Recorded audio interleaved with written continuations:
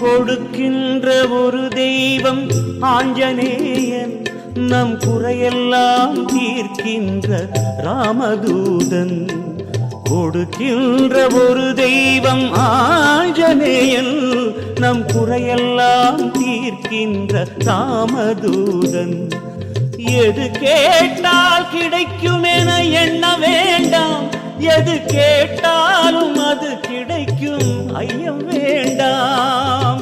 கேட்டதை கேட்டபடி அவன் கொடுப்பான், நம்மை கெடுக்க வரும் வினைகளையும் அவன் தடுப்பான்.